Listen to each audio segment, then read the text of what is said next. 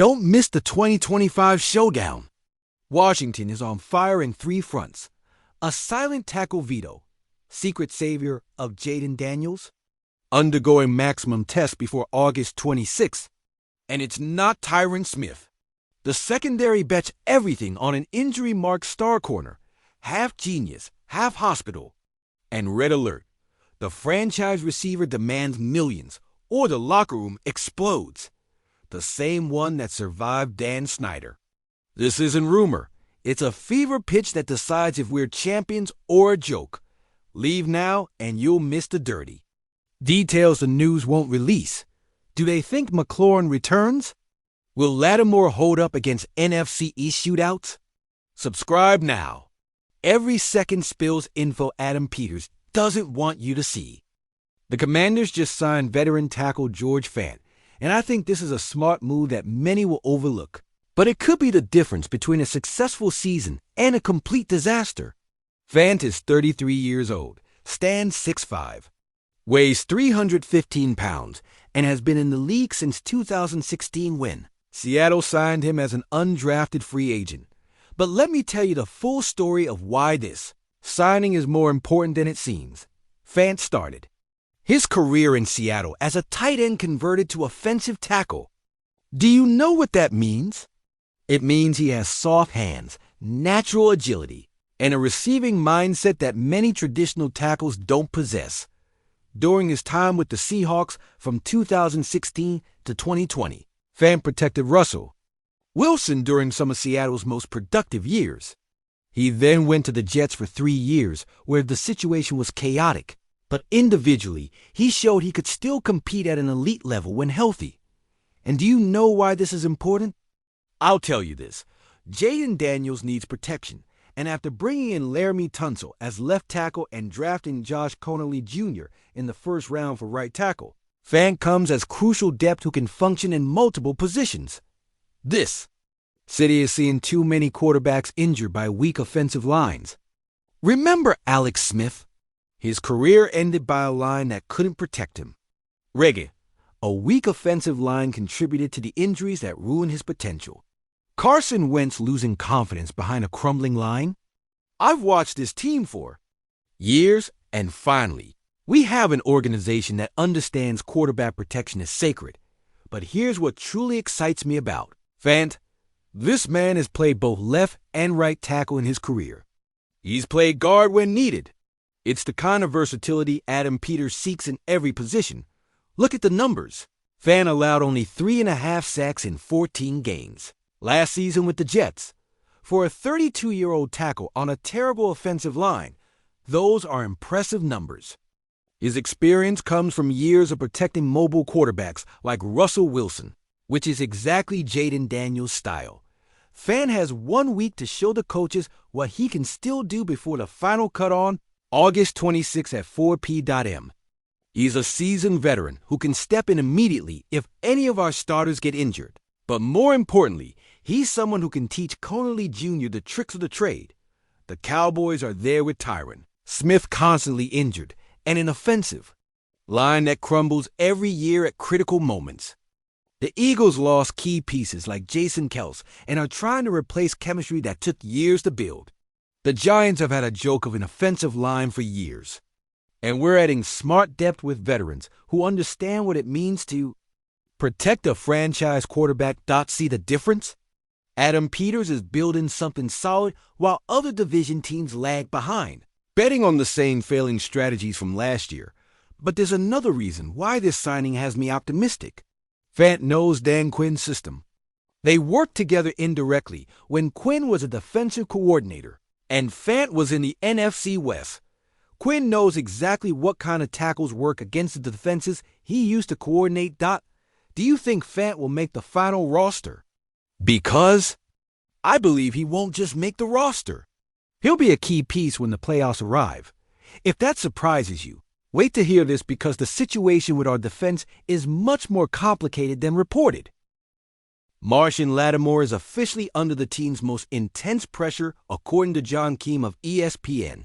And I believe this should concern every Commanders fan, but not for the reasons you might think. We exchanged multiple picks for Lattimore at the trade deadline last season.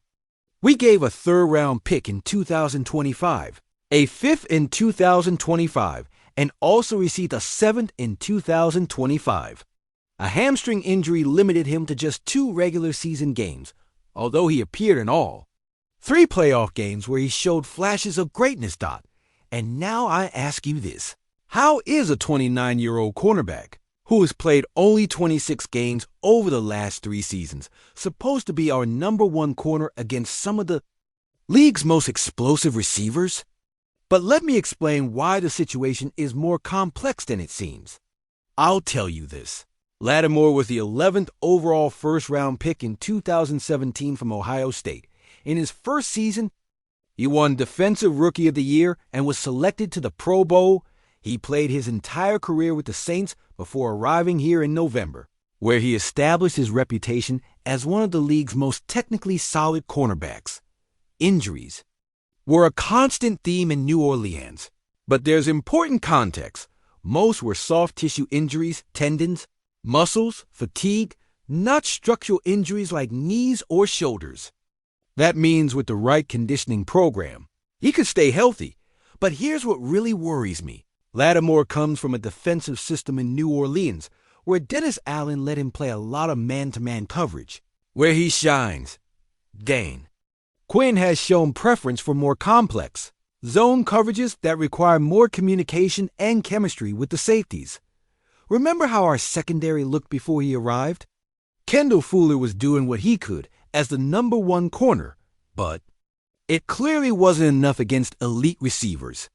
Emmanuel Forbes is still developing. Benjamin Steedjust has talent, but inconsistency. Lattimore was supposed to be the piece that solved all that. Now he's playing for one of the main contenders in the NFC, which means he has to rise to the occasion against C.D. Lamb twice a year, against A.J. Brown twice a year, against Malik Neighbors twice a year. Washington's cornerback room has been a revolving door of players who just didn't have the tools to succeed against that level of competition. But here's what makes me optimistic. During the playoffs, Lattimore showed exactly why the Saints missed him so much. His coverage against Tampa Bay's Mike Evans was a masterclass. His ability to read routes and anticipate breaks is still elite when healthy. Lattimore is one of the most successful players our defense has seen in recent years, and the team needs him to continue that legacy in Washington. He has 4 Pro Bowl selections, 2 All-Pro selections, and a track record of neutralizing the league's best receivers when he's on top of his game. If Lattimore plays poorly or gets injured early, we probably won't go as far as last season. Our defense depends on him being able to cover the opposing team's number 1 receiver without constant safety help. But if Lattimore can play at Pro Bowl level as he has in the past, the Commanders could remain in the Super Bowl contender conversation. Imagine a defense where Bobby Wagner is controlling the middle of the field, Darren Payne is creating interior pressure, and Lattimore is completely eliminating half the field. For opposing quarterbacks, the Giants are still struggling with a secondary. That includes Adoree Jackson as the number 1 cornerback. There's no comparison to Lattimore. The Eagles lost key defensive pieces and are relying on untested cornerbacks. The Cowboys have Darren Bland, who had an incredible season, but can they repeat it? And here we are betting everything on a cornerback with an injury history, but also a track record of excellence when available. Is this the right move, or are we playing with fire? The reality is that Dan Quinn staked his defensive reputation on this acquisition. If Lattimore fails, the entire defensive system must adjust. If he succeeds, we have one of the best secondaries in the NFC. Do you trust Lattimore to stay healthy all season? Because I believe if he can play more than 14 games, we'll have a special defense. But that's nothing compared to what's coming, because the most explosive situation is happening in our attack. Terry McLaurin is still missing from training, and I'll tell you this is the most dangerous situation we faced before the season. And there are details not coming out in other reports that will completely change your perspective on what's happening. McLaurin is requesting a trade and demanding a new contract. And frankly, I understand his frustration more than you can imagine. This man has been the face of the franchise for years when we had nothing else to boast about. Ben Solak of ESPN wrote something interesting that caught my attention. He can't find anyone who believes McLaurin will play for another team in 2025. He can't find anyone with a remotely plausible hypothesis where McLaurin plays for another team. Solak says he firmly believes this standoff will end with a commitment extension before Week 1. And you know what I think? I believe there's much more to this story than we're being told. McLaurin has been absent from practices officially with an ankle injury and recently came off the physically unable to perform list. But sources close to the team have told me the injury isn't as serious as it appears. Let me tell you the full story of Terry McLaurin because you need to understand why this man deserves all the respect and all the money he's asking for. He was drafted in the 3rd round of 2019 from Ohio State. In his rookie season, with Dwayne Haskins as quarterback, he achieved 58 receptions for 919 yards and 7 touchdowns.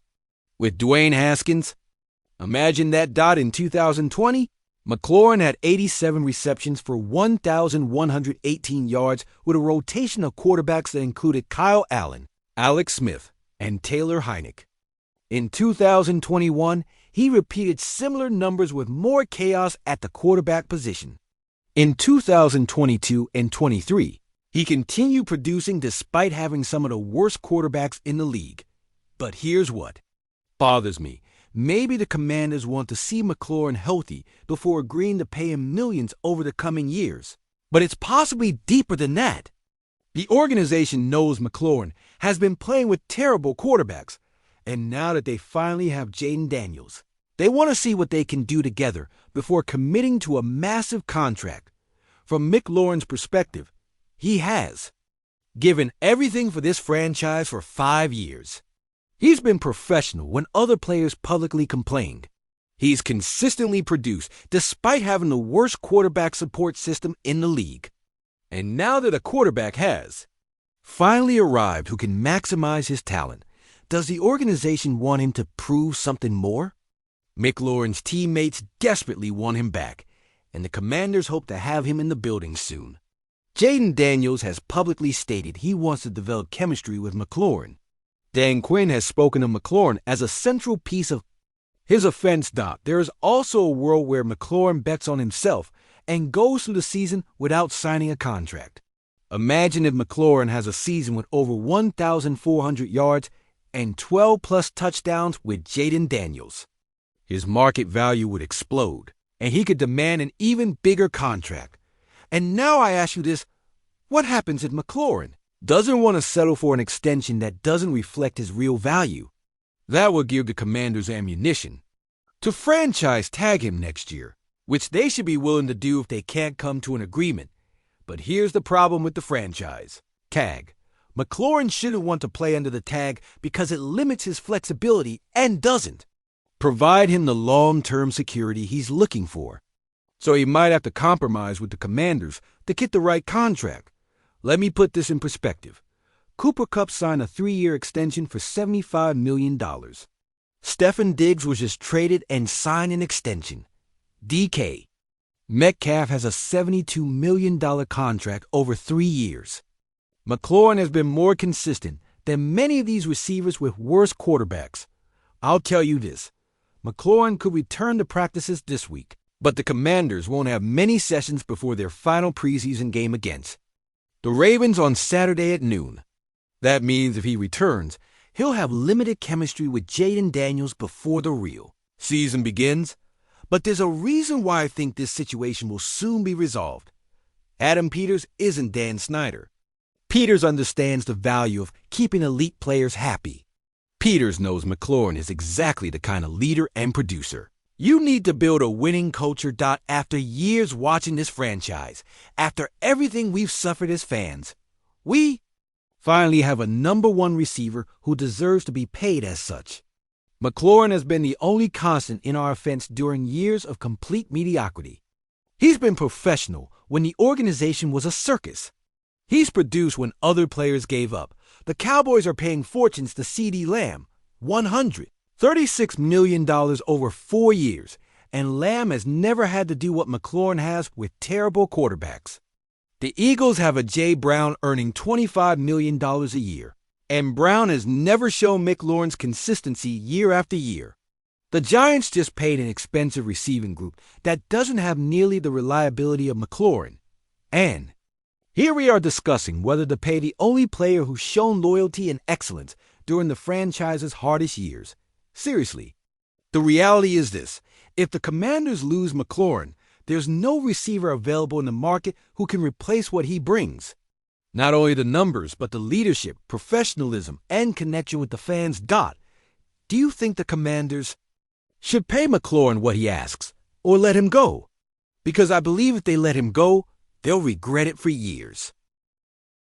Let's recap, because these three situations are more connected than they seem. Fant, smart depth showing Peters is building correctly. Lattimore, immense pressure but elite talent that could take us to the next level. McLaurin, existential. Crisis that will determine if we're serious about winning or still the same old franchise. Because I guarantee tomorrow, we'll have more explosive news about our franchise, and you can't miss what's coming. This season is different. This organization is finally making serious decisions. But these three situations will determine if we've truly changed or if we're still the same old Commanders. Give a like if you think McLaurin should get paid as the elite receiver he is. Subscribe if you think Lattimore will justify what we pay for him. And share if you believe Fant will be a key piece when we least expect it. Let me know in the comments which of these three situations worries you most.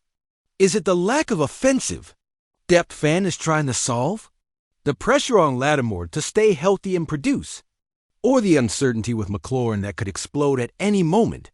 Because this community is family, and we need to talk about these issues that will define not just our season, but the next years of the franchise.